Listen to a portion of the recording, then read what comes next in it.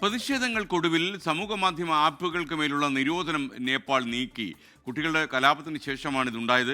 Police വെടിവയ്പിൽ 20 പ്രതിഷേധക്കാരാണ് അവിടെ മരിച്ചത്. അവിടെ പ്രതിഷേധം ഇപ്പോഴും ശക്തമാണ്. 250 പേർക്ക് പരിക്കേൽക്കുകയും ചെയ്തു. നേപ്പാളിൽ നിന്ന് രഞ്ജൻ ജയചന്ദ്രൻ തത്സമയം ചേരുന്നു. Ranjan, good morning. രഞ്ജൻ, ശരിക്കും അവിടുത്തെ അശാന്തി കുറച്ച് കുറഞ്ഞോ? എന്താണ് ഇപ്പോഴത്തെ ഒരു അവസ്ഥ? പ്രത്യേകിച്ച് സോഷ്യൽ മീഡിയ നിരോധനം നീക്കിയതിന് ശേഷം ഈ കലാപകാരികളുടെ ഒരു അവസ്ഥ എന്താണ്? സോഷ്യൽ മീഡിയയുടെ ബാൻ ഇന്നലെ രാത്രിയിലത്തോടെയാണ് മാറ്റിയിരിക്കുന്നത്. അപ്പം ശരിക്കും പറഞ്ഞു കഴിഞ്ഞാൽ ഇത് ഇന്നിപ്പോ രാവിലെ വീണ്ടും കർഫ്യൂ പ്രഖ്യാപിച്ചിട്ടുണ്ട്.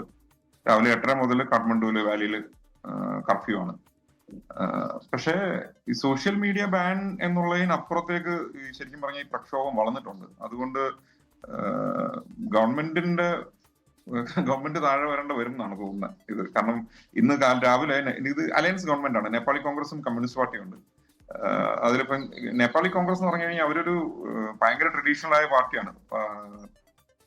പഴയ BP കൈറാളയുടെ പാർട്ടിയാണ്. അത് രാജാവിന്റെ സമയത്ത് ഫോം ചെയ്ത പാർട്ടിയാണ്. അപ്പൊ അവർക്ക്, എനിക്ക് തോന്നുന്നില്ല അവർക്ക് ഇത് ഇങ്ങനെ ഒരു സിറ്റുവേഷനിൽ ഇനി കമ്മ്യൂണിസ്റ്റ് പാർട്ടിയെ പിന്തുണയ്ക്കാൻ പറ്റുമെന്ന്. ഒരുപക്ഷെ അവര് ഇന്ന് പിന്തുണ പിൻവലിച്ചേക്കും എന്നാണ് തോന്നുന്നത്. കാരണം രാവിലെ അവരുടെ മീറ്റിംഗ് ഉണ്ട്, 9 മണിക്ക് മീറ്റിംഗ് ചേരുമെന്ന് പറഞ്ഞിട്ടുണ്ട്. അതിന്റെ ലീഡറാണ് ഷെയർ ബഹദൂർ ദബ. അപ്പം ദിവയുടെ മീറ്റിംഗ് ഉണ്ട്. അതിനുശേഷം ഒരുപക്ഷെ അവർ പിൻവലിച്ചേക്കും. അവർ പിൻവലിച്ചു കഴിഞ്ഞാൽ KP ഒലി രാജിവെക്കേണ്ടി വന്നേക്കാം.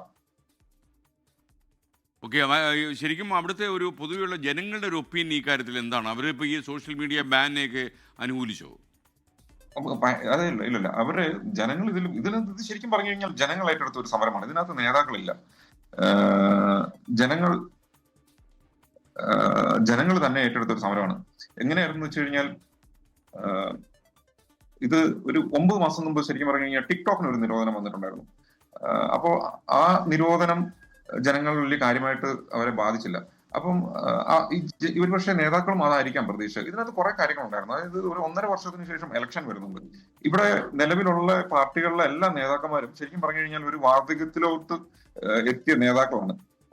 അവര് തന്നെ അവരുടെ പാർട്ടിയിലെ യൂത്തിനെ പോലും അടിച്ചമർത്തിക്കൊണ്ട് ഭരണം കൈവച്ചുകൊണ്ടിരിക്കുന്ന ഒരു പാർട്ടികളാണ്. അപ്പം ഇവര് ഒരുമിച്ചാണ് 3 പാർട്ടി ഉണ്ടെന്ന് പറഞ്ഞു കഴിഞ്ഞാലും ശരിക്കും പറഞ്ഞു കഴിഞ്ഞാൽ പ്രതിപക്ഷം ആക്റ്റീവായിട്ട് നിലവിലില്ല. കാരണം ഈ അലയൻസ് എപ്പോഴും മാറിക്കൊണ്ടിരിക്കും. ഇന്നിപ്പോ കോൺഗ്രസ് പിന്തുണ പിൻവലിച്ചു കഴിഞ്ഞാൽ ഉറപ്പായും മാവോയിസ്റ്റ് പാർട്ടിയും കമ്മ്യൂണിസ്റ്റ് പാർട്ടിയും കൂടെ വീണ്ടും ഭരണം നിലനിർത്തും. അല്ലെങ്കിൽ കോൺഗ്രസും മാവോയിസ്റ്റും കൂടെ വീണ്ടും ഭരണം നിലനിർത്തും. അങ്ങനെ ഇവര് ഈ പ്രായം ചെന്നവരാണ് ഇവിടെ ഈ പൊളിറ്റിക്സ് കളിച്ചുകൊണ്ടിരിക്കുന്നത്. അപ്പം അതിനെതിരെയായിരുന്നു ഈ യുവാക്കളുടെ ഒരു കൂട്ടായ്മ രൂപപ്പെട്ടുകൊണ്ട് വന്നുകൊണ്ടിരുന്നത്. അത് മുന്നോട്ട് വന്നുകൊണ്ടിരിക്കുന്ന സമയത്താണ് ഈ സോഷ്യൽ മീഡിയ ബാൻ വരുന്നത്. സോഷ്യൽ മീഡിയ ബാൻ വരുന്നതിന് മുമ്പ് തന്നെ വേറെ 1-2 സംഭവങ്ങൾ ഉണ്ടായിട്ടുണ്ടായിരുന്നു. ഒന്ന്, ഈ ജനങ്ങളുടെ നോട്ടത്തിൽ ഇവിടുത്തെ നേതാക്കളുടെ മക്കളൊക്കെ ഭയങ്കര ലാവിഷ് ലൈഫ് സ്റ്റൈലിലാണ് ജീവിച്ചുകൊണ്ടിരിക്കുന്നത്. അതൊരു കാര്യമായിരുന്നു. പിന്നെ ഈ കഴിഞ്ഞ ആഴ്ച സീബ്ര ക്രോസിംഗ് വെച്ച് ഒരു പെൺകുട്ടിയെ മന്ത്രിയുടെ വണ്ടി ഇടിച്ചതിന് ശേഷം വണ്ടി നിർത്താതെ പോയി.